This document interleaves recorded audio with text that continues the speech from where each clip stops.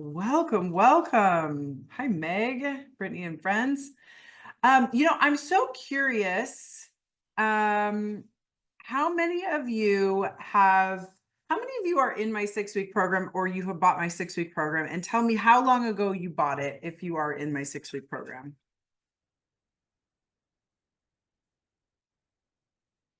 Ah, Linda, I bought it this morning. How funny. Sally. Hey, Sally.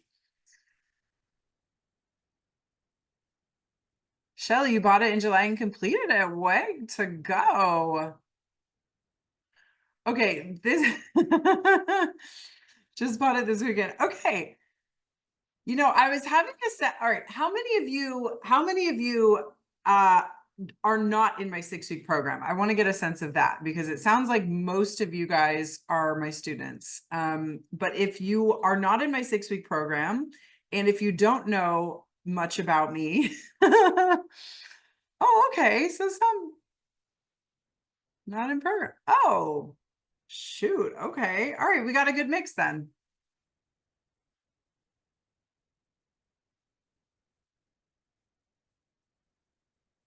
Okay, so just a little housekeeping for today. We are going to tap. We're going to use our food cravings to tap today, but don't have the food in front of you. Okay, I will tell you when to go grab the food. So if it's ice cream, if it's chocolate, if it's cookies, I don't want that to be a distraction for what we're going to go through for the first part of the training. Okay. So just, I will tell you when to go grab your food. And if you don't have food with you, that's okay. You can just imagine it. All right.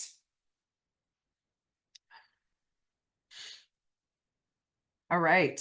Let's go ahead and get this party started. I am going to share my screen. All right. So this is, I'm just gonna take like a 2 minute break and I'll be right back, but I'll play this for you guys meanwhile.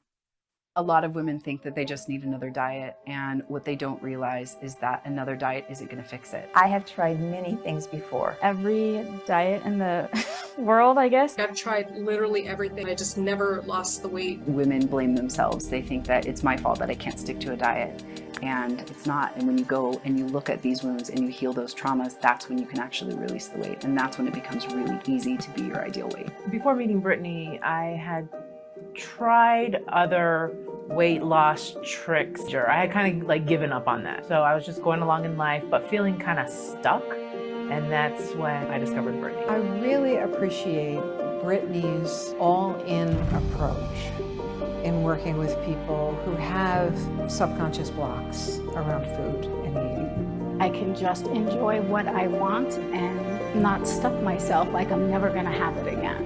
She truly loves us and she truly wants us to heal. And these are women that have struggled with addiction for 30, 40, 50 years. And in 3 months, they will not have one addictive craving. Once you start working with Brittany, your goal is for the weight loss, but then in the end, that's not your goal. It's more about discovering yourself. I have seen such a difference in the way that I feel about myself. Through her work, I've got permission to love myself. Healing of emotional hurts from younger years just vanished. And because of Brittany and her program, for the first time in my life, I feel like I am awesome. She has a way of teaching you how to know where to go next. I have grown so much. It's a journey, and her program really helps with that and helps you realize that you're worth it. Brittany's the gal to go to. It's totally life-changing. All right. Welcome, ladies. Welcome, welcome. Somebody asked how long we're going to be together today. It's 90 minutes. All right. So by a show of hands, or typing yes in the chat, how many of you have tried and failed to lose weight before?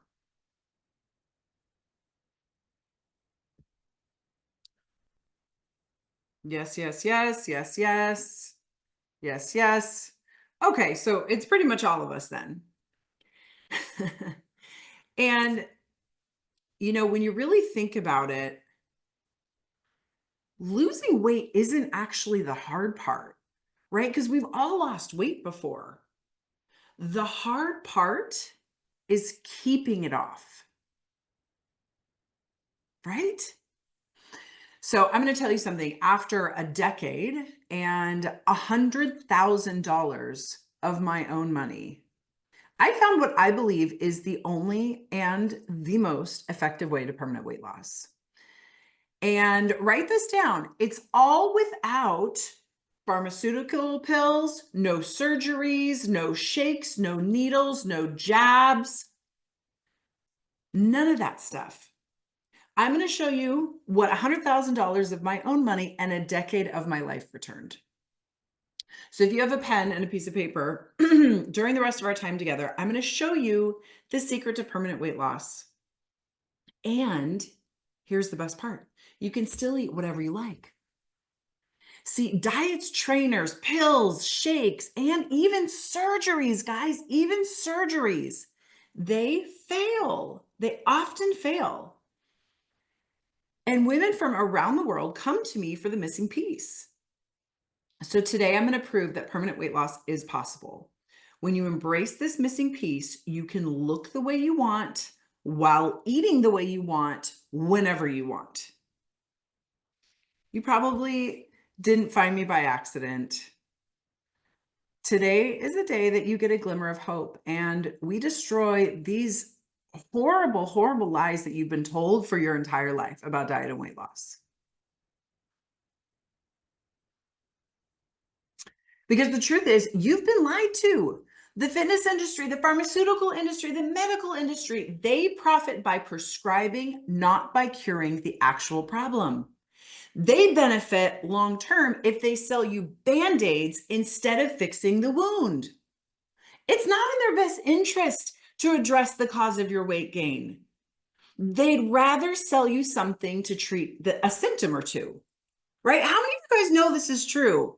If you know this is true, type yes in the chat. Because what I want you to do is I want you to write down the word goal, okay? Followed by a colon, because you may think your goal is to get rid of cravings. Maybe you want to lose 25 pounds, fit in your old clothes, maybe reignite your relationship, or, walk more easily, play with your grandkids. But you know what? None of those are your real goals. I'm going to tell you what your real goal is. Now, everybody should have the same goal. And notice I said goal, not goals, right? Your real goal is to find the root cause. See, people say that I've been battling with my weight for years, but that's not true. You haven't been battling with your weight for years because it doesn't take years to lose weight. See, I know this is a polarizing statement, and that's on purpose. What people mean when they say to that is, I have been manipulated, I have been deceived, I have been tricked and conned into working on the wrong thing. And as long as I spend my time, my energy, my effort, and my money trying to solve the symptoms of a problem, instead of spending all my time, energy, money, and effort solving the root cause of the problem, I'm always going to struggle with my weight. Is this making sense to everybody? Type yes in the chat if this makes sense to you. And maybe you've heard this before. Maybe you already understand this if you're a student of mine. All right. So who's ready to get to the root cause? Who wants to know what their root cause is? And I know this isn't sexy, guys. It's much easier for me to sell you a super shiny new diet or a new weight loss pill. And I know you all have fallen into the victimhood of trying every new thing around the block, around the corner. But there's a reason why women from all over the world, celebrities, people that I can't actually name, and 257,469 women come to me because I give them the truth, and I'm here to give you the truth. Okay. Now, if you ask me, of course, I'm going to tell you that this perspective is right, that, the way I see this is correct. because, you know, discovering the root cause to my own weight gain and my own emotional eating not only changed my life, but it's changed hundreds of thousands of my clients' lives for over a decade now. So if you ask me, of course, I'm biased. I want to recognize that. I don't want you to listen to me. I want you to listen to the women that were sitting in the exact same seats that you're sitting in now. I want you to listen to them. I started doing this the middle of January, the 16th of January. I have lost 11 pounds since then. This shit works. I've lost 2 dress sizes and I'm losing more. I don't have emotional eating or cravings anymore. I've lost 2 pounds this week. I am centered, safe in my body, lost weight, kept it off. I'm wearing clothes that I haven't worn in 2 years. And people at church are commenting, oh, you're losing weight, you're looking good. And I'm like, yeah, I feel good in everything. It's just awesome. And during this time I've lost 18 kilos. The weight loss is just a bonus. I'm a much more confident, calm, happy person altogether than I've ever been in my entire life. And fitness-wise, you know, I'm fitter now at 40 than I was when I was 20. I've managed to lose 45 pounds. It's just been so life-changing for me. Could not have done this of my own volition. And this time, though, the difference is I look in the mirror and I go, hey, I like what I see. I haven't been able to break the block of the rest of my weight, and I've dealt with chronic bloating. And I've worked with all nutritionists, doctors, probiotics, like vegan, whatever. That is a sign that I am in the right place. First time in my life, there's just nothing to hate on.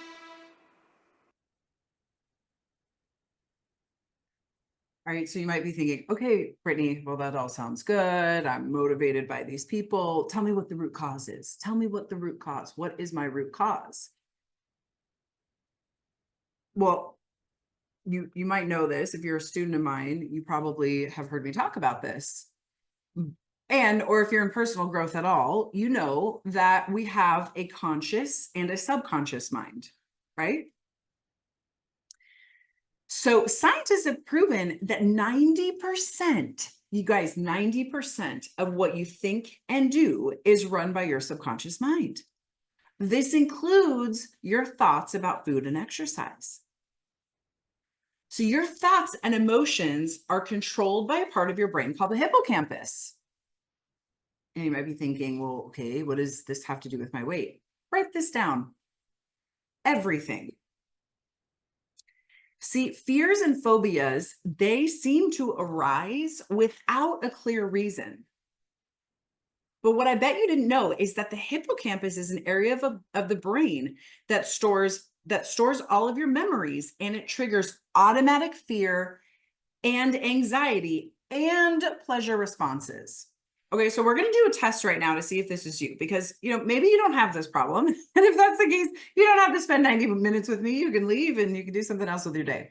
So what I'm going to do is I'm going to put a picture on the screen and we're going to see what happens. What I want you to do is I want you to type in the chat what your reaction is to this next slide.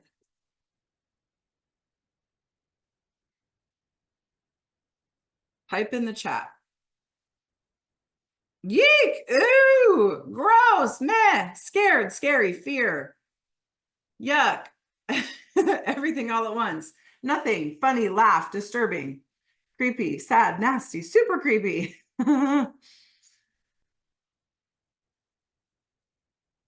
Okay, so most of you guys had a reaction to that. All right, I'm going to give you a little beach break. Yeah, it is kind of startling. It's definitely startling. All right, I'm going to give you one more. And I want you to tell me, everybody take a deep breath. Let it go. All right, tell me what type in the chat what your next reaction is to this slide.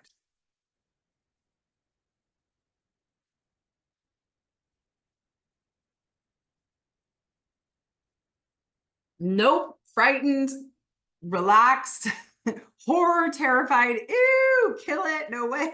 Okay.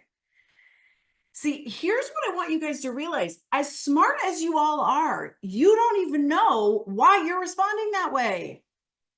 If you were an alien from another planet and you had never seen one of these things before, you might walk up to this and touch it because it looks fuzzy, right? You might think like, oh, wow, that's so cool. I wonder what that is. You'd want to pick it up. All right. All you know is that you don't like it. You don't know why you don't like it. See, if you reacted to this, this is your subconscious mind. All right, so I'm going to teach you guys something about your hippocampus and how your brain works. So your hippocampus is responsible for your good and your bad feelings, okay? Good and bad.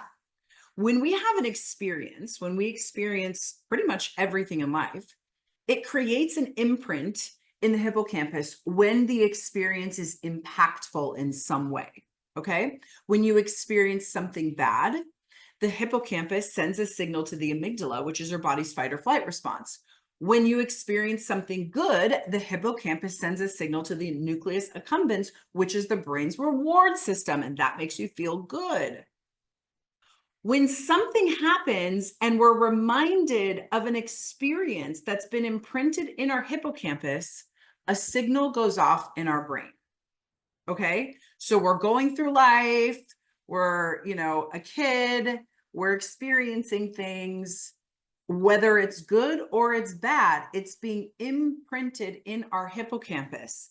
And then later on as an adult, when something happens in our life that triggers that memory from the past, we're not conscious of it. The hippocampus sends either a pleasure signal or a stress signal. And this is what leads to behaviors like emotional eating and cravings to soothe the stress. Let's see, here's my whiteboard, new whiteboard. All right, so this is your hippocampus. And these are the little imprints in that area of your hippocampus. So they've actually shown with brain imaging devices that the hippocampus kind of looks like a sponge. It's got all these little holes in it. And let's see, we're going to change this color. And then we have the amygdala, which is our body's fight or flight response. And we have the nucleus accumbens, which is the pleasure response. It's the reward center. Okay, so we are going through life. We have these experiences. They make an impact on our lives. And we develop these little holes, these little imprints in our subconscious mind. You guys can see my whiteboard, right? Yeah, okay. So then what happens as an adult is that, say something happens and your boss gets like a little agitated with you, and they have a tone that makes you feel ashamed of yourself. Well, it also reminds you of the way your mom shamed you for something when you were a kid. Guess what happens? It sets off your body's fight or flight response. Okay. Your friend didn't invite you to a weekend away with the girls. She invited all your friends, but she didn't invite you. And so you have a reaction to that because it reminds you of being left out when you were 7 years old on the playground and you weren't invited to play kickball with everybody. Right? These things are happening all the time. You get in a fight with your partner, you are pissed off at your neighbor, somebody says something or does something that you don't like, you don't feel good about yourself, you can't fit into the clothes that you really like, right? These things are happening because of an imprint that was created when you were much younger. Same thing over here. We eat a cookie and it reminds us of a positive time from our past. Somebody hugs us or says something nice to us, and we remember that same time that we had with somebody, with our mom or our grandma or somebody who really loved us, right? When we feel good, it sends these pleasure signals. And we were like, oh yeah, I remember that. I remember feeling this way, right? So this is constantly happening every moment of your day. This is how your brain is deciphering information, okay? All right, hopefully All right, I want you guys to remember this. Hopefully I can come back here. I haven't actually done that yet. All right, we're gonna go back to, all right, so that's just a little bit about how your hippocampus works. Okay, so, you know, if you're a student of mine, you've heard me talk about how there's a difference between cravings and emotional eating, right? That hippocampus drawing is an example of when we're moving towards a positive feeling or away from a negative feeling, okay? That was one of my biggest discoveries that kicked me off on this journey that helped me, that enabled me to discover how to end emotional eating permanently by changing the brain chemistry. So today we're going to talk about cravings. So what I want you to do is I'm going to dive deeper into the cravings, but I want everybody to think about the food that they can't keep in the house. Now, when you have a food craving is for something specific. Okay. It's the chocolate with the sprinkles on it, and you are willing to drive 30 minutes out of your way, sit in traffic with no air conditioning to go get that food. Okay. Whereas emotional eating, when that's triggered, usually any food will do. Yes, you would like the cookies and the candies and the chips and the sodas, but if that's not available, like if you are one of those people that just doesn't buy junk food, and you don't trust yourself with food in the house, you don't keep it in the house. If you're one of those people that doesn't keep food in the house and you get an urge to eat, you will eat anything that you can find. I once had a client say, yeah, I even ate I even ate dried macaroni or uncooked macaroni one time. Right? Which is a bit extreme.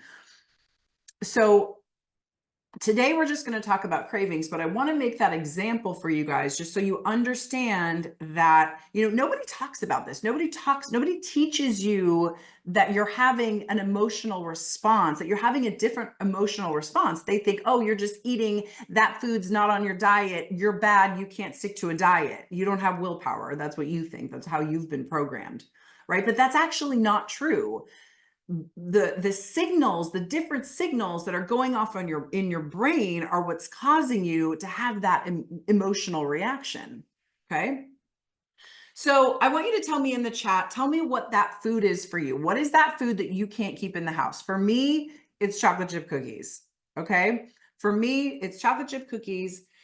And what I want you to do is I want you to tell me what your first memory is of eating this food. Okay.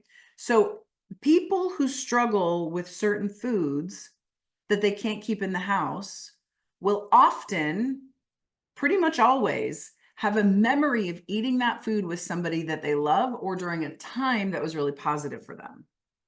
Okay.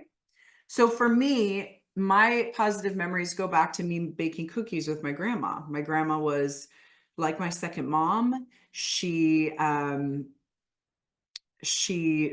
took care of me a lot. I felt very loved by her, felt very accepted by her. And as a rowdy Mormon kid, that was really nice. That was a really nice experience for me to have, because I had a lot of problems with my parents who were, you know, really just trying to make me a good human. But I was fighting with them a lot. But my grandma, she loved me and she accepted me no matter what. And so we'd make cookies together. And that was some of the best, most nurturing moments of my life. Okay. So tell me in the chat who your food reminds you of. I'll give you some examples too. It doesn't have to be from your childhood either. I've had a client say, you know what, every day when I was walking home from college, my best friend and I, we would stop at this store and we would get this certain pack of sweets and we would eat them together. And I was working with her in her 40s, and that was, you know, she just couldn't figure out why she couldn't stop eating these foods and sabotaging her healthy eating plans. I've had another client say she couldn't stop eating macaroons. And when I asked her about that, turns out her and her husband went on their honeymoon to France and she'd never had a macaroon before. And they were just loving the macaroon experience. And obviously her honeymoon was a really great time. So So think about what your food is and who you used to eat this food with. Friday nights with my dad or my brothers, we would go to Peerless and get ice cream sundaes, which was heavenly. That's a very common one. Or maybe you didn't spend a lot of time with one of your parents, and when they would pick you up or when you would see them, they would go get you that special treat that they knew you really loved. And so you started associating that food. You knew, okay, when dad's going to come pick me up on Sunday, we're going to go get ice cream, right? Or every Friday we get to invite our friends over, and all of our friends come over, and my mom cooks all this pizza and pasta. It's like an Italian dinner night. Christy says spritz with my grandma. All right. Donuts, special trips to the bakery with grandfather, road trips with besties. Yeah, absolutely. Okay. So you guys know how you recognize somebody's face, right? It's a friend, it's a family member. You obviously, you don't have to put any thought into that. You think, do I know you? Yeah. But you don't just recognize their face, right? You have specific emotions and responses that are attached to them. How many of you guys have been in a relationship? Okay, everybody's hands, all your hands should be up, because if it's not, then you're a liar. All right, have you ever put any thought into that? If you think about your spouse or your partner, at one point, that person was a total stranger. And now there are things that you let that partner do to you every single day that you would be like, hell no, that's disgusting, right? If somebody else tried to do that to you. So for those of you who are moms, think about your baby, right? How many times have you let your baby take a sip of your drink, and, the baby backwashes all into it. They get their, crusty chips in your drink, and you just think, okay, well, that's how it goes. You don't think anything of it. But if a stranger walked up and took a sip of your drink, how would you respond? You'd be like, excuse me? Right? But you let your spouse or your kids do that, right? It's the same nasty, disgusting thing, but you're processing it differently subconsciously because your hippocampus is sending those positive signals. When you experience that person's face, it's triggering the positive emotions and the positive feelings and responses. Right? So this is just another example of the reasons you do the things you do, just because of little indentations on your hippocampus. The cause of your weight gain is in your subconscious mind, and it's specifically tied to the emotional responses to the people, place, and experiences that you have in your everyday environment. And you guys, this is science. This isn't like the brain according to Brittany. This is exactly what any doctor or psychologist would tell you about how your brain works and how it stores memories and emotions. Right?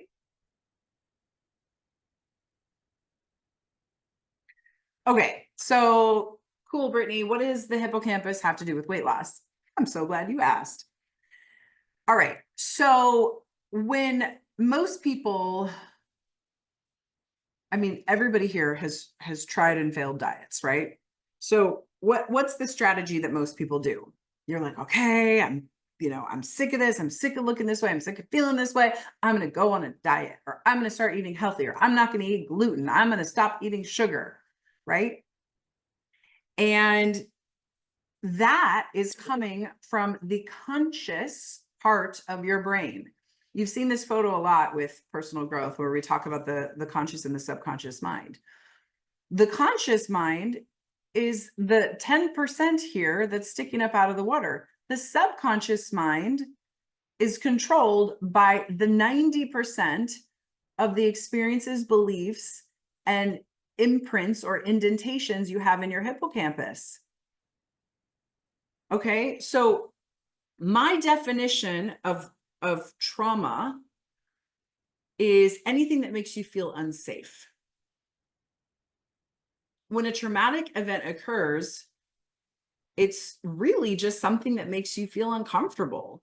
It could be anything from, these experiences that I've listed out here, growing up with an alcoholic parent, having a toxic parent, narcissistic parent, sociopath, experiencing any kind of verbal abuse, whether it's from your origin, family of origin, or, you know, maybe it was at school on the playground, not feeling good enough, feeling unloved, even family changes like a move or a divorce. Anybody in the family that's struggling with mental health issues, it can be even a sibling or a friend, kids at school, somebody being mean to you, any kind of bullying situation, feeling like an outcast. And of course, a topic that I talk about a lot, sexual abuse or any kind of body boundary violation. These experiences create those indentations on your hippocampus. And think about how dynamic these experiences are, right? If somebody even has a tone that sounds like the way your dad sounded when he was drunk and he would come home at night and, you know, he would get into an argument with your mom, and somebody's tone or the cadence of their voice reminds you of that, how do you think you're going to respond? You know, this is when, have you ever had those experiences where you're like, I don't know where that came from. I don't know why I reacted that way. Or your partner says something to you or triggers something and you just can't control yourself. Or, you know, maybe your kid's teacher says something, or, you know, maybe your parents come over and they do something and you just freaking lose your mind. It's because of these indentations on your hippocampus and these experiences that those are tied to. Okay. Now, these can even be small. Okay. I once had somebody go back in time, and we found that the root of all of their disordered eating came from a moment that she was in a bathroom and a glass shattered. The glass shattered and she felt so unsafe. Now, think about the sound of a glass shattering. That could sound like a lot of things day to day. That could sound like a lot of things. Somebody taking some silverware out, somebody cooking, you know, some sounds in the car. I mean, there's so many things that were reminding her of that glass shattering in the bathroom when she was a kid, right? So it doesn't have to be these really big things. You know, some people say to me, well, that's not, I had a really good childhood. Nothing happened to me. My parents were super loving. And, you know, I believe you. I believe you. It's not that I don't believe you. I do believe you. There's actually a trauma, and I'm going to talk about a few more of them today, but there's a trauma that every single person here living on the planet has experienced. And we don't even realize it. And we are still passing that on to our children too. So for you parents, I'm going to talk about that tomorrow. It's really important. It's really important to stop doing that, to stop doing it to yourself and stop doing it to your children. Okay. So this is why you struggle with your weight. So here's the example. So you have an experience. My parents were always too busy to listen to my problems, but food was always there for me. That creates this belief. I'm on my own with my feelings. Food is my only reliable source of comfort. Oh, by the way, this is me as a 5-year-old. I don't know if you can tell or not. You see the light in my eyes. See what a cute little girl I was. All right, I'm going to take you on Brittany's journey with her imprints and her indentations in her hippocampus. So another experience, my parents dismissed my feelings and told me to get over it instead of comforting me. Well, that created a belief my emotions are a burden to others, and it's better for me to just keep my feelings to myself. I was left alone at home from a very early age with caregivers that were neglectful or frightening. I remember feeling unsafe and anxious, but I had nobody to turn to. That develops into the belief the world is a dangerous place and there's no one to protect me. My needs were often ignored and I had to fend for myself. That gives me a belief that my needs don't matter. Others will not provide for me. I'm alone and I must not rely on anyone. All right, then here I am, 12 or 13, and you can kind of see from my empaths in the room, you can see the light in my eyes is going away a little bit, right? This is what happens to all of us. You're born perfect. You are born with no indentations in your hippocampus. And then as you go through life, we create more and more traumas in our brain, and it changes who we are. Then you get a little bit older, and a kid at school pushed me and called me an idiot in front of everybody. That developed a belief in me that that I'm stupid and nobody likes me. I'm not important. When my grandma passed away and I saw her in her final moments, this developed into a belief that loving someone means inevitable pain and it's safer to keep a distance. Constantly being criticized and told that I was never good enough by my caregiver develops into a belief that I am fundamentally flawed and I must earn approval to be valued. And of course, for the final big one, when somebody assaulted me who I thought was a friend, which developed into a belief that if I'm overweight, I can protect myself from ever being hurt again. Now, all of these emotions and all of these traumas and these indentations on my hippocampus, they develop the personality and the person that I am becoming in the world. So this is me a few years later, and you can tell I'm struggling with low self-esteem. I had this belief that my sexuality is my power, that I have nothing to offer of value, that I'm ugly, that I'm stupid, that I'm not worthy, that I'm alone, that I have to earn love, that I'm fat, that I'm unlovable, that I can't trust anybody. I don't deserve to be loved. I don't deserve to be happy. I'm not good enough. I have to do everything alone. People will betray you.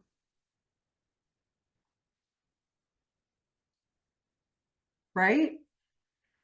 So for those of you who don't know me, when I was 15, I was kicked out of my house. You probably, think I was cute. I didn't think I was cute. I had low self-esteem. I experienced sexual abuse. I had narcissistic parents. I experienced severe emotional abuse. I dropped out of high school just so I could afford to pay my rent.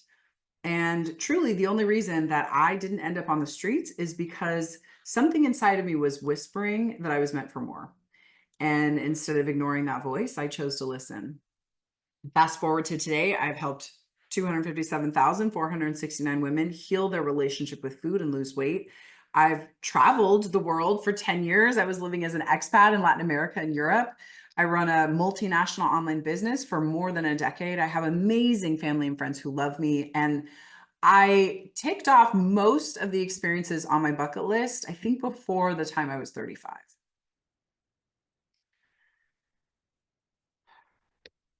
Oh, sorry. So who is this resonating with people? Oh, I'm so sorry, but look at me now. Yes, Dorothy, look at me now.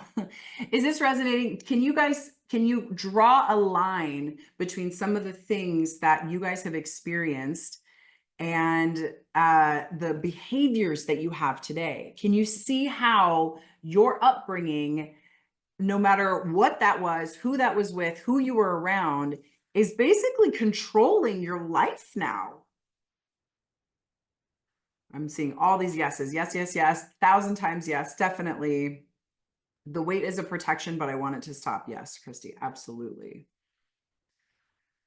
I'm going to tell you a story. A friend of mine, his wife, she was a stay-at-home wife before she was a stay-at-home mom. Think about that for a second. So she grew up with a mom who was working as a nurse. And she would ask her mom to take her to soccer games or take her to the mall with her friends. And she would always get the same response. No, I can't do that. I'm not like Amy Miller's mom. Who's Amy Miller? So Amy Miller was her friend's mom. And Amy Miller's mom was a stay-at-home mom. She was able to take her daughter to all the soccer games, to the mall whenever she wanted. She planned fun parties for her kids. She was always available for her children. Well, my friend's wife saw her mom, right? My friend, this girl, saw her mom totally overworked, stressed out. She was always complaining. She wasn't happy. And she decided, I do not want that life. So guess what she decided to be when she grew up? A stay-at-home mom. So I have the opposite. I have the complete opposite experience. When my parents got divorced, my mom didn't know how to work to provide for us. And so we had to move in with my grandparents. And I saw how hard it was for my mom, struggling with weight. And, I decided not struggling with weight. Well, yeah, she was struggling with weight, struggling with money, that I decided that I never wanted to depend on a man for money. So I became hyper vigilant about being independent. And I decided to put all of my energy and time and focus into my business, into supporting myself, into making sure that I was independent. You guys, these are also trauma responses. These are also trauma responses. Can you think of anything in your life right now that's like that, that you have completely tailored your entire life around? Trauma can be as simple as a comment or watching someone you love experience something super painful. And these messages and these simple comments, they end up shaping your identity. And then that's how we decide who we want to be in the world and what our world is going to look like. There are things that have happened to you that have shaped your identity, your views about money, your views about your body, your views about relationships. You are doing things with money right now that is a direct reflection of something someone said or did in your life growing up. You think about your body in a way that is a direct reflection of something someone said or did in your life growing up. Now, you guys, these are scientific facts. This is not the brain according to Brittany. This is exactly what any doctor or psychologist would tell you about how the brain works and how it stores memories and emotions. Right? And now remember, this is all subconscious. You guys, I didn't even figure out that I was hypervigilant about my business until I was 35 years old. This is completely subconscious. You won't even realize you're doing it. You'll just wonder, why can't I stop eating chocolate every time I go on a diet? That's the only thing your brain can think of. No, it doesn't happen with like an anxiety attack or when someone makes a bad comment and then you decide that you're going to go eat your feelings away, right? Like that's not how this works. What it looks like, what it does look like is you coming home from a long day at work. Maybe there was a lot of stress, maybe you're on a deadline, but now you're home and you can't put down that ice cream.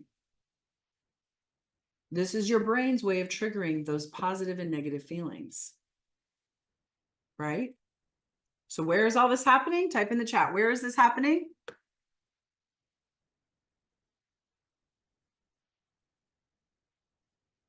In the hippocampus. Yes. And who's in charge? The conscious or the subconscious mind?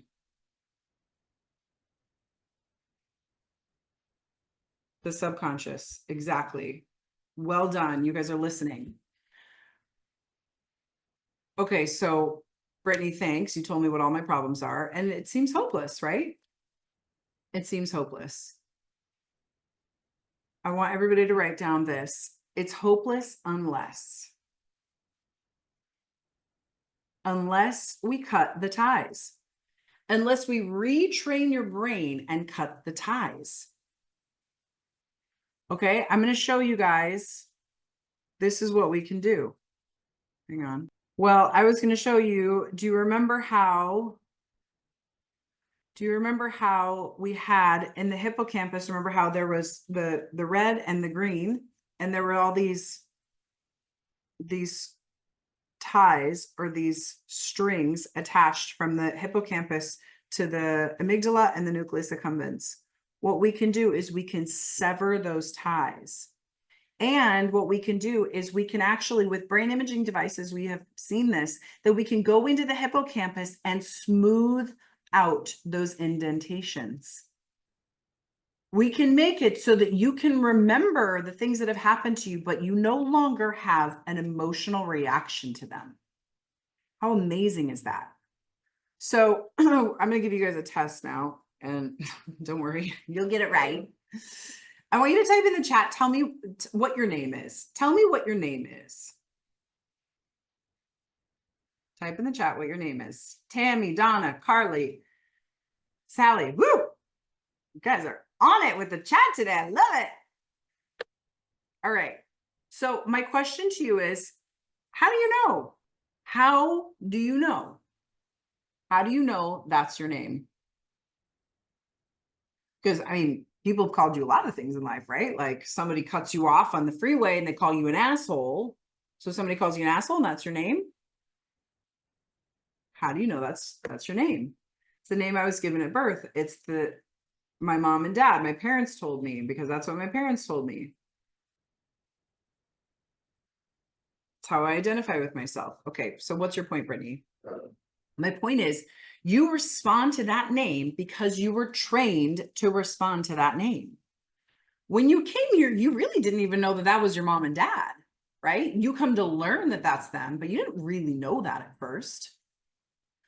So when you realize that everything about you is something that you were trained to respond to, you were handed a set of beliefs, somebody else's beliefs, right? Remember the tarantula? If you came down here and you were an alien and nobody told you to be scared of that tarantula, you might pet it.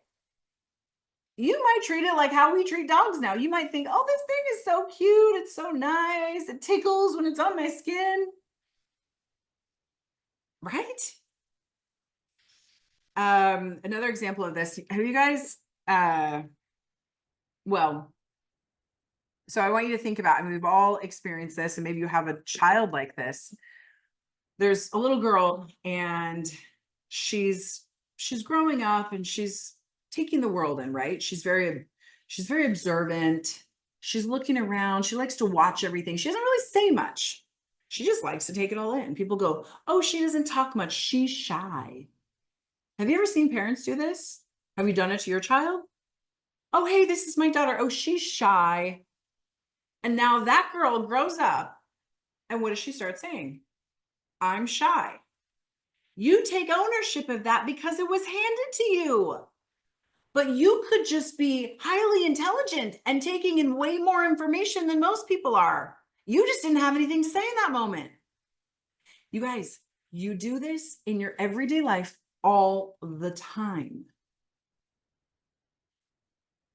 Right? So think about if you're married when you got married. Usually in our culture, the woman takes the last name of the spouse, although that's changing, which I'm happy about.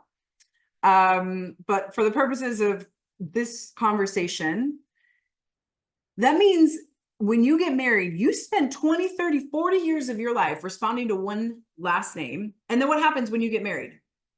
You suddenly start responding to a totally different name. Do you remember when you heard it out loud for the first time? Remember when somebody called your name and you're like, oh, that's me. That's me. What's happening in that moment? You are retraining your brain to respond to that new name. You guys, we do this every day. They knock out a road. You have to take a detour. You didn't know how to go that way at first. And then suddenly you just start taking the new route. You move to a new city. You don't know where anything is. So what do? You go on Google, you find your coffee shop, your dry cleaners. You don't know where they are at first, but then Google takes you there a few times. And all of a sudden those places become places you go all the time. You just trained your brain to do something new. You weren't born knowing how to do all these things. You learn how to train your brain over time. What happens when you don't want an app on your phone anymore? What do? You delete it, right? How many of you guys are single like me and you're using dating apps? Anybody? So we download the dating app and we're like, okay, I'm single. I don't want to be single anymore. And so we're out here. We're looking for bae. We're swiping. And then we find someone we're like, ooh, okay, I'm going to stay here for a while. And then what do you do with the app? You delete the app because you don't need it anymore. It served its purpose. You found bae. It's not serving you anymore. Right? So my point is, just because this is the way your brain responds now doesn't mean it's the way it always has to respond. We can cut the ties. So how many of you guys think it would be really valuable if I just helped you cut the ties right now? Because, we all have these ties. What's triggering these behaviors is, we all have these ties. And those are the things that are triggering the behaviors that you're doing that you don't like. If you don't get anything else from me, would you think it's valuable if I showed you how to cut those ties? Okay. Yes, please. Yes, please. Absolutely. Yes, yes, yes. Okay. All right. So here's how to install a new app on your brain. Okay. Number one, you got to figure out which memories and experiences are triggering the cravings and the emotional eating, the self-sabotage and the extra weight, and you relive those. And when you relive those experiences, what do you think happens? Your brain starts sending a stress signal or a pleasure signal, right? When you relive those experiences again, your brain is like, or right? Your brain has to be, the next step is your brain has to be interrupted from sending those signals. And instead of sending those signals, flood it with a different signal. So I remember learning this and thinking, well, if my brain is sending the wrong signals, how do I jam the signal? How do I confuse the signal? Now, see, I don't know a whole lot. Remember, you guys, I dropped out of high school, 15. Y'all got more degrees than a thermometer in here. I know, I've met you. My students are smart. But is this making sense to you the way it makes sense to me? You just got to go in and confuse the signal, right? You know, you've seen those action movies, right? There's a bomb that's about to go off. There's a bomb. There's a bomb. What do they always say in the movies? We got to jam the signal. We got to jam the signal. All right, so what's the next question? How do we jam the signal? Y'all, I spent so many years in therapy, reading books, taking classes, trying every freaking program and pill I could get my hands on trying to jam this signal.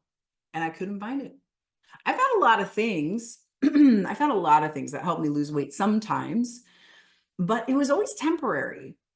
Nothing ever helped me permanently jam the signal. I would still get food cravings. I was still eating emotionally.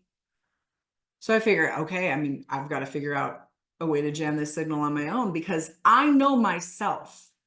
I have very shitty willpower. I know that I could not just make myself walk around the block or call a friend when I wanted to eat something or take a few breaths or meditate or, you know, whatever the hell the other advice is. I needed something that was so effective that my brain would forget to even have the cravings.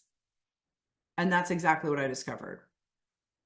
And see, what's crazy about it is when you do it repeatedly, not only can you jam the signal, but we completely disabled the bomb, which means you stop having cravings altogether. Your brain won't even remember how to eat emotionally. If you guys are in my 6-week program, you've experienced this, right? You remember the first time you did this for cravings? You're like, wait, where did my craving go, right? Type in the chat. Tell me what happened the first time you did this. The first time you did this, you jammed the signal on your cravings. How did it feel? What did you experience? And Yaffe says, I didn't eat cake for 5 months. No interest. My cravings were gone. Complete freedom, relief. Yes, my cravings totally disappeared. I'm completely shocked. It's been months and I still have no interest. All we did, you guys, was jam the signal. It's not complicated.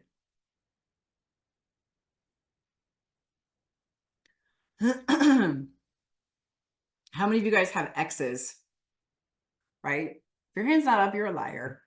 We all have exes, right? Think about it. At one point, that person meant the world to you. You would have a positive emotional response to them. And then something happened. He didn't know how to act right. He did something that you could not forgive him for, right? And over some period of time, if you're honest, the thought of that ex actually makes your skin crawl. How many of you guys have had this experience? You may even think, oh my God, I can't even believe I was with that person. I know I have a few of those. So now I have no reason to judge your love life. So I don't know if what he did was wrong or not. But my point is that at some point you decided to train yourself to act differently. Right? You had the thought that person's not serving me anymore. This is not good for me anymore. And so you trained yourself on a new response to that person. See, nothing I'm telling you is new. This is stuff you guys do every single day, except no one ever showed you how to do it in this area where it matters the most.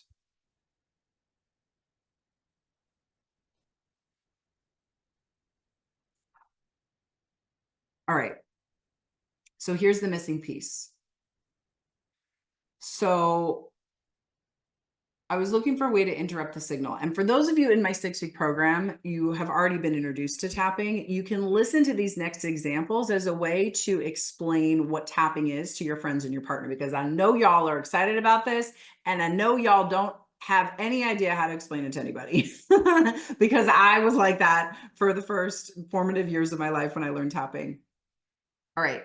So for those of you who don't know what tapping is, do you remember how we used to listen to the radio, and when we were driving in between towns, it would sort of change to another channel and you could hear both going on at the same time? Well, what I found is that you can actually do that with the brain. Remember, your brain is triggering a memory and it's firing off a pain or a pleasure signal. But what I found is that we can actually jam that signal by sending it a different signal and confusing it. Okay, we send it a relaxing signal instead. How many of you guys know that there's specific areas on the human body when they're shown attention, when you press them, they relax us, right? Like a massage, or you've gotten acupressure before, right? There's certain areas of the body that get activated and we feel good, right? Okay, listen, y'all remember I'm a high school dropout, but I thought, okay, every time I feel that pain or that pleasure signal, maybe I can send it this calming signal too. And the craziest thing happened. I first tried it with my cravings and it worked.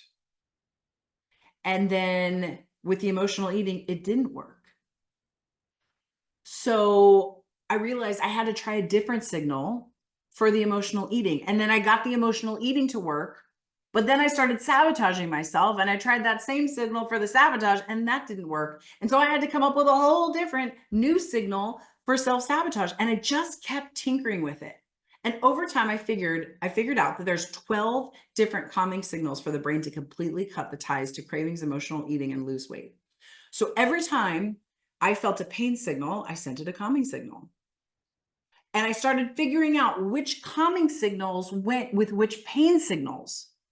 And what I found is if you do this repeatedly, you not only jam the signals, but you completely sever the ties. And over time, I realized that no matter what happened to me that day, I was stressed, I got in a fight, I didn't like my body, there was ice cream in my freezer, my emotions no longer caused me to crave food.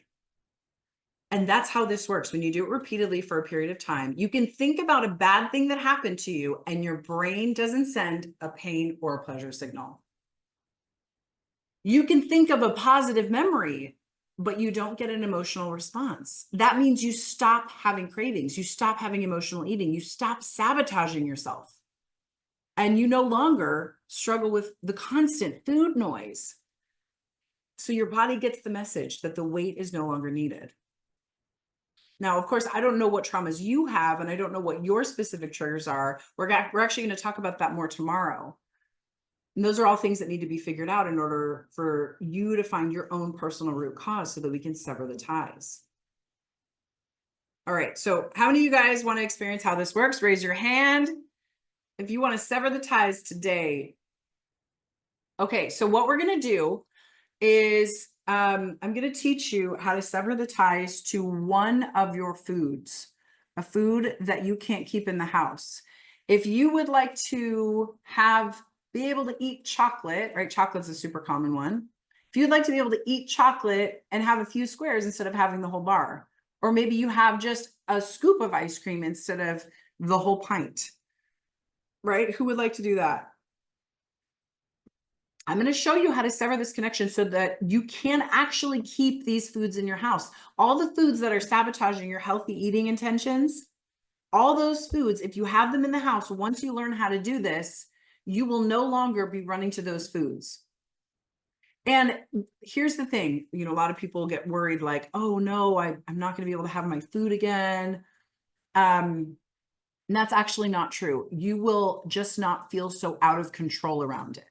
You will be able to still enjoy the food sometimes, but you will eat a normal amount of food. Okay, so go ahead and grab your food right now. If it's ice cream, go get it out of the freezer and come back and tell me what your food is. And tell me, because we already talked about this, tell me what memory you have of eating this food. Who did you used to eat this food with?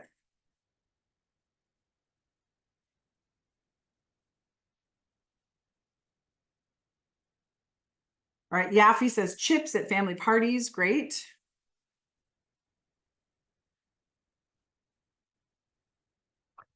All right, if you don't have food, chocolate chip cookies, Dad, if you don't have food with you today, you can just imagine it. This experience works better when you have the actual food. But it's okay. We'll send you a replay of this. You guys can watch this again and actually do it with the food. I highly recommend you do that. Chocolate frosting with my dad who baked a lot. Oh, I love it. Homemade bread, chocolate whenever I'm stressed or tired. Okay, Zamana, tell me who that is connected to, because whenever you're stressed or tired, that makes me feel like it's emotional eating.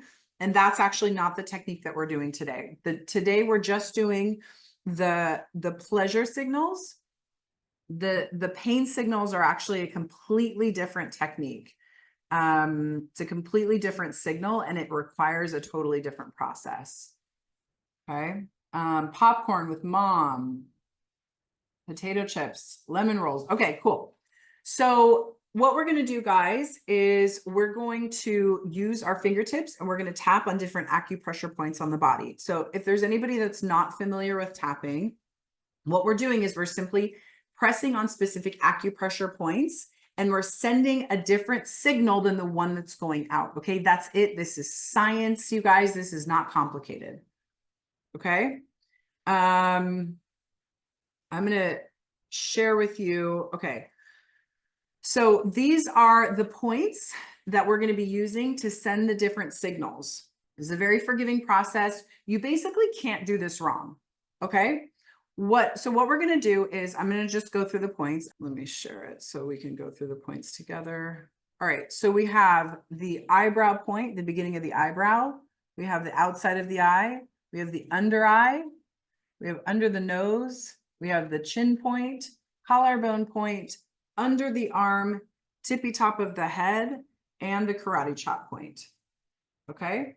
Don't worry. You will do it. You will do it right.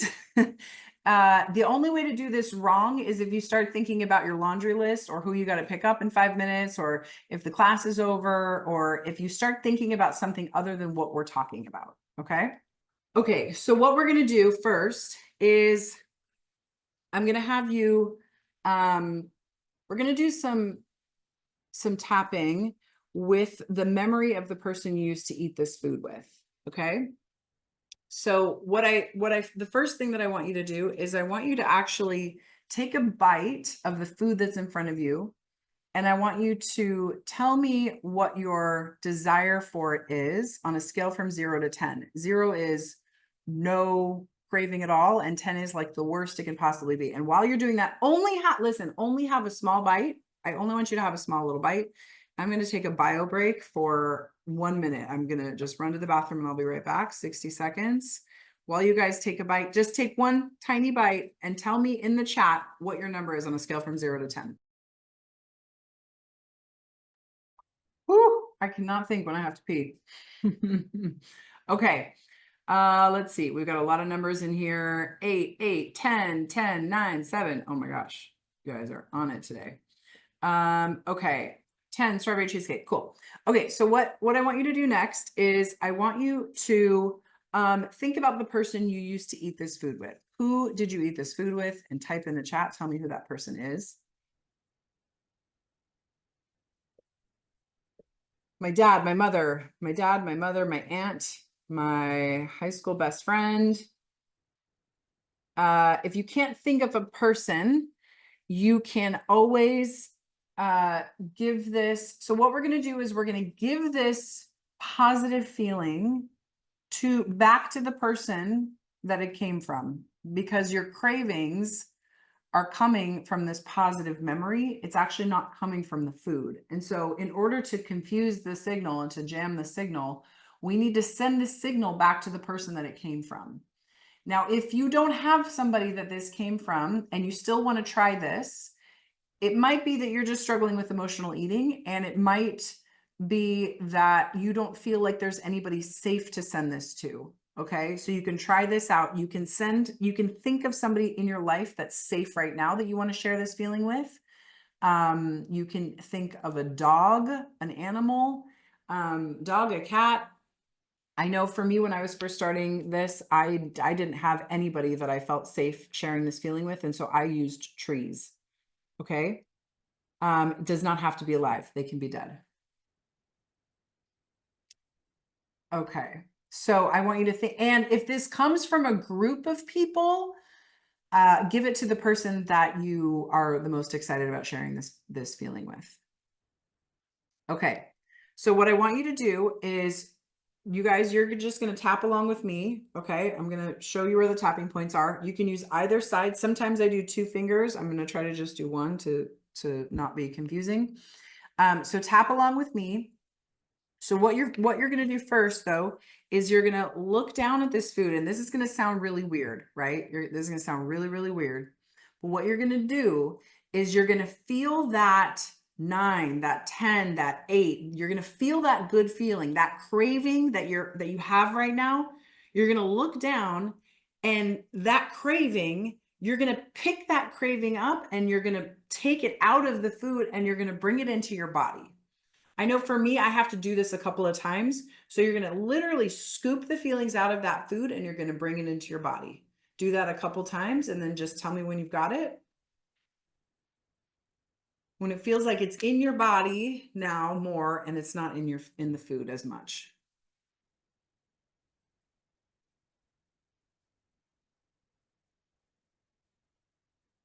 Great. I love all the empaths are like, yeah, I got it. Yeah, take the feelings out of the food, bring it into my body. Yeah. Okay. Awesome.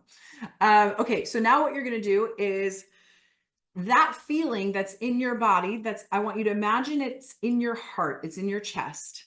And Miliana, if there's somebody that doesn't understand how to do this part, so what you're going to do is you're going to look down at the food, you're going to feel all those good feelings, right? That craving that you're experiencing, feel that craving, and take that craving. Just imagine literally scooping that feeling out of the food and bringing it into your heart. Just try. I know it sounds crazy, but just try to do it a couple of times. Scoop the feelings out of the food and bring it into your body. Okay, once you have it in your body, that feeling is going to become a beautiful iridescent ball of light. And I want you to imagine the person that you want to share this feeling with, or that you used to share this food with, is standing in front of you. And as we start tapping through the points, what you're going to do is you're going to send this taste and all these good feelings from your heart to their heart. I'm going to do it like this. And when you send that taste from your heart to their heart, you're going to see their expression go, oh my gosh, thank you so much for sharing this with me. And they are so delighted to see you. They are so delighted to feel this feeling with you again. And then watch, and keep tapping now, watch as they send this feeling from their heart back to your heart. Okay? Now, taste the food in your mind. I know there's a lot going on here, but just follow my instructions. Taste the food in your mind. Feel all those really good feelings, and send this taste and all these good feelings. You can tap here. I usually don't tap here when I'm on camera, but for those of you who tap in that spot, tippy top of the head. Now send this taste and all these good feelings from your heart to their heart, and from their heart to your heart. Okay? Remember what the food tastes like in your mind. Feel all these really good feelings, and send this taste and all these good feelings from your heart to their heart, and from their heart back to your heart. Okay? Taste the food in your mind. Feel all these really good feelings. Send this taste and all these good feelings from your heart to their heart, and from their heart back to your heart. Again, remember what this tastes like. You might even have a little bit of it in your mouth. You can taste it, taste that taste in your mouth, and send this taste and all these good feelings from your heart to their heart, and from their heart to your heart. Now keep tapping through the points. Feel all these really good feelings, and just gently pass this ball of light back and forth. Back and forth. Keep tasting the food in your mind. Feel all those warm, delicious feelings. Remember what that food tastes like, and sending this taste from your heart to their heart, from their heart back to your heart.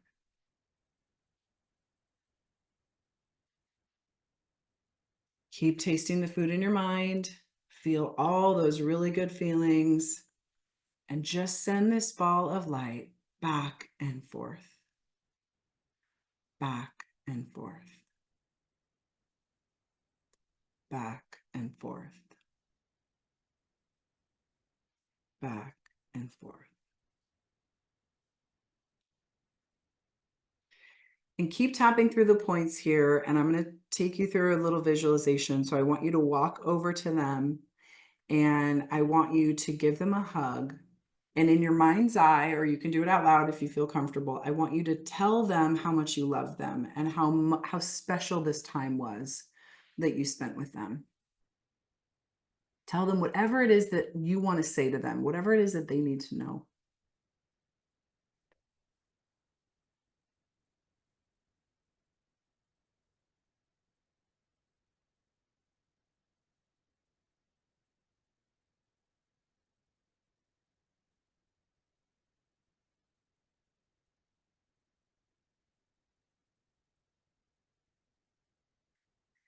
And then keep tapping through the points and they're going to say something back to you. They're going to say how much they love you and how much they miss you and how important you were to them and you are to them, and how delighted they are to get to spend this time and share this feeling with you again, and anything else that you need to know.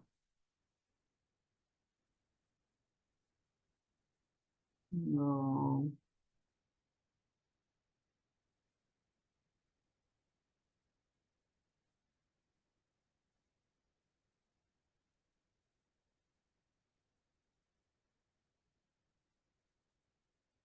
Some of you are saying that you have some tears. I know this can be a really emotional part for a lot of you. So take a nice deep breath and kind of shake that off a little bit. And what we're going to do now is we're going to test and we're going to see where our cravings are at now. Okay? Because maybe this didn't work for you, or maybe it did. Maybe it worked a lot. So go back to the food and have another bite, another taste of this food, and tell me what your number is now on a scale from 0 to 10.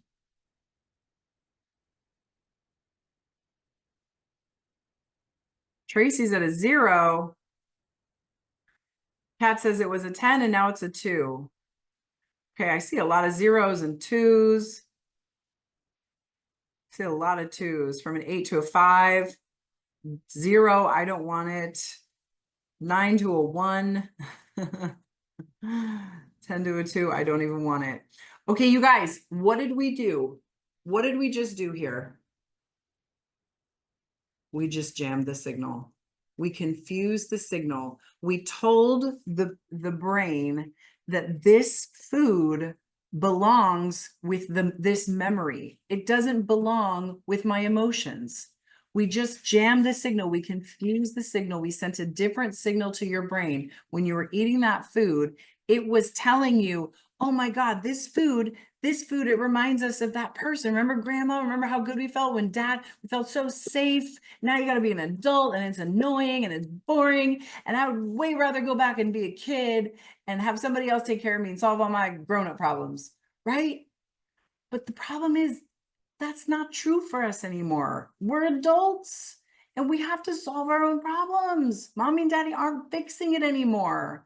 And in fact, this is creating more problems because it's creating a problem, a big problem in your life that you haven't been able to solve until now. Right?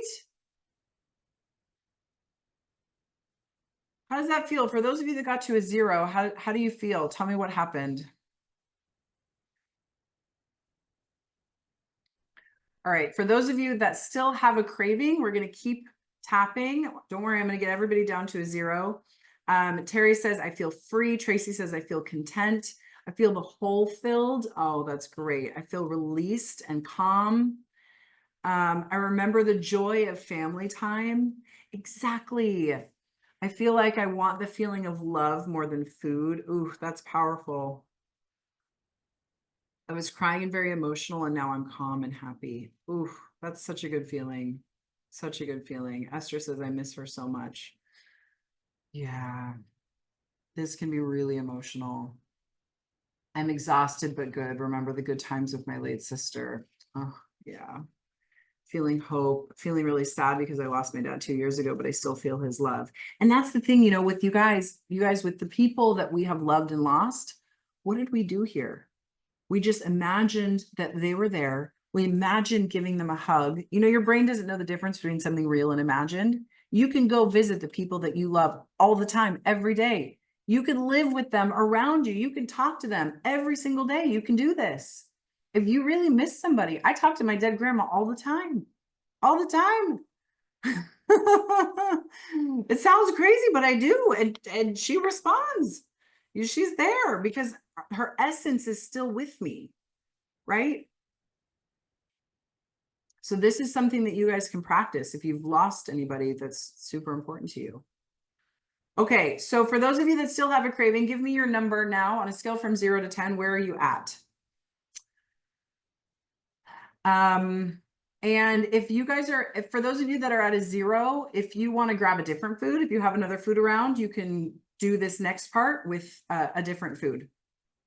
Okay, I don't know if we'll get it to a 0, but we can start, and at least you can have some tapping. You can get rid of 2 cravings today. All right, 4, 5, 2, 6. All right, great. So take a bite of the food, or no, you already did that. Don't worry about it. Don't take a bite. So you're starting at your number. And what I want you to do is I want you to focus on the way that tastes. Okay, I'm going to use chocolate for this example, but I want you to say out loud whatever it is. If it's cake, if it's cookies, if it's chips, if it's soda, I want you to say that out loud. Okay, and repeat after me.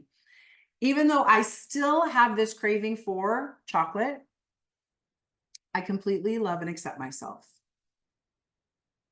Even though I still have this craving for chocolate, I accept myself and these feelings. Even though I still have this craving for chocolate, I'm looking forward to the day I no longer feel this way. This craving for chocolate, it's so exciting just thinking about it. It's so hard not to eat right now. This craving.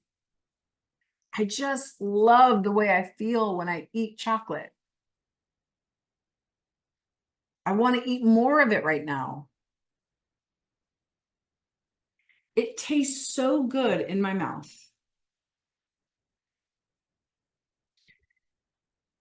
I just love how it feels when I eat it. There's nothing else like chocolate. When I eat it, all of my problems disappear. I can't feel stressed and eat chocolate at the same time. That's one of the things I love about it. Chocolate makes all my stresses go away. But I'm eating too much of it lately. And that's not good for me. I'd love to be able to enjoy just a little bit of chocolate without feeling the need to eat the whole bar.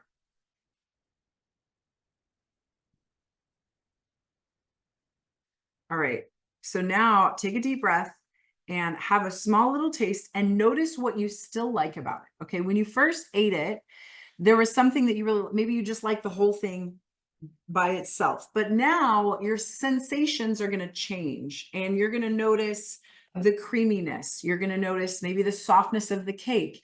You're going to notice the way that the icing and the cake intermingle and the 2 tastes of those on the way that it hits your taste buds, right? You want to be as specific as possible. Okay, so Kat says the texture. What is it about the texture? Type in the chat so I can help you too.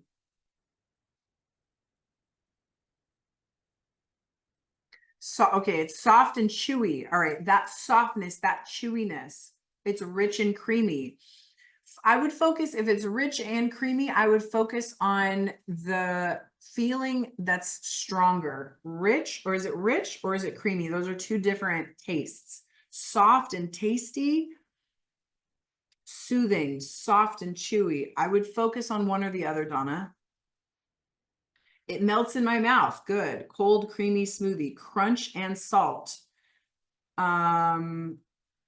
Suzanne, I would focus on the crunchiness or the saltiness. Okay. All right. You guys got it. All right. So I just love the creaminess of this. I just love the crunchiness. Say whatever it is for you. I love the way it feels in my mouth. That smooth taste. That smooth feeling makes me feel so good. That crunchy, creamy taste. That crunchy, creamy feeling.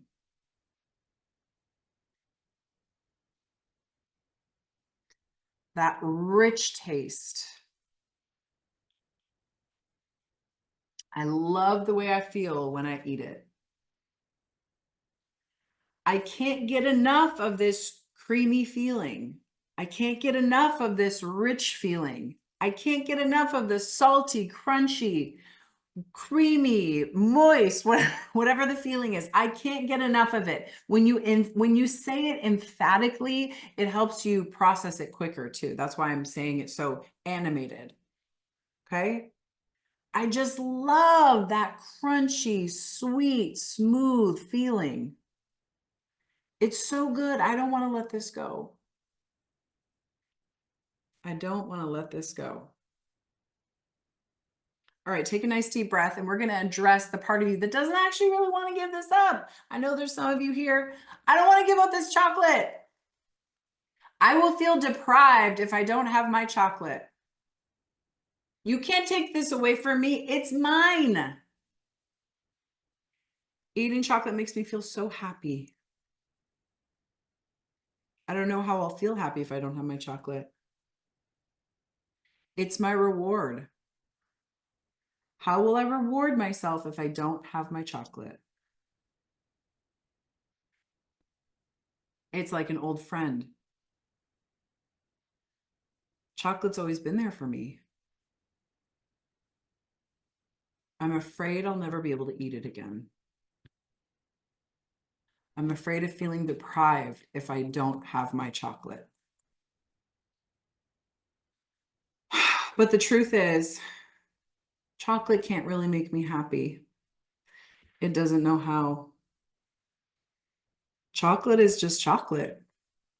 It can't love me back. It's just chocolate. It just lies there. Chocolate can't make me happy.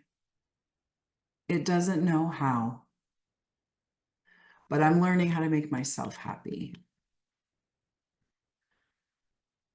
And I look forward to the day that I no longer feel this way about chocolate. I'll take a nice deep breath.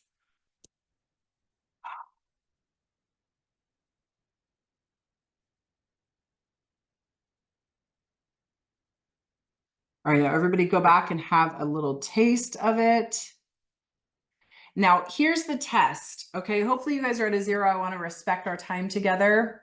I said we're going to be 90 minutes. So this is the test. I want you to leave this food in the house, okay? Go about your day, do whatever it is, whatever else that you want to do today. Go back and have a day. Leave this food in the house, and we're going to come back here tomorrow, and I want you to tell me what happens. I want you to tell me what happened, how you reacted to this food for the rest of the day and for the morning tomorrow. Okay, because tomorrow we're going to talk about self-sabotage. Who wants to know why they sabotage themselves from being a healthy weight? And, you know, I know that if you follow me, this is a big issue for you, right? Like every time you lose a little bit of weight, you find yourself back in the snack drawer. You got your elbows deep in the ice cream tub, right? So tomorrow we're going to dive deep into self-sabotage, and we're going to have another experience. And it's actually one that I've only shared publicly a few times. And I usually save it for my private coaching clients or my students that are in my higher level courses. But I think but I'm just feeling it. And since a lot of you guys are 6-week students, I think you'll find a lot of value in it tomorrow. So I can't wait to be with you guys again tomorrow. Thank you so much for being here and for tapping with me and for sharing today and for being so engaged in the call too. Thank you so much for doing that. Same time, same place tomorrow. Thank you all so much. I will see you tomorrow. A lot of women think that they just need another diet, and what they don't realize is that another diet isn't going to fix it. I have tried many things before. Every diet in the world, I guess. I've tried literally everything. I just never lost the weight. Women blame themselves. They think that it's my fault that I can't stick to a diet, and it's not. And when you go and you look at these wounds and you heal those traumas, that's when you can actually release the weight, and that's when it becomes really easy to be your ideal weight. Before meeting Brittany, I had tried other weight loss tricks. I had kind of like given up on that. So I was just going along in life, but feeling kind of stuck. And that's when I discovered Brittany. I really appreciate Brittany's all-in approach in working with people who have subconscious blocks around food and eating. I can just enjoy what I want and not stuff myself like I'm never going to have it again. She truly loves us, and she truly wants us to heal. And these are women that have struggled with addiction for 30, 40, 50 years, and in 3 months, they will not have one addictive craving. Once you start working with Brittany, your goal is for the weight loss, but then in the end, that's not your goal. It's more about discovering yourself. I have seen such a difference in the way that I feel about myself. Through her work, I've got permission to love myself. Healing of emotional hurts from younger years just vanished. And because of Brittany and her program, for the first time in my life, I feel like I am awesome. She has a way of teaching you how to know where to go next. I have grown so much. It's a journey, and her program really helps with that and helps you realize that you're worth it. Brittany's the gal to go to. It's totally life-changing. Bye, everybody. See you tomorrow.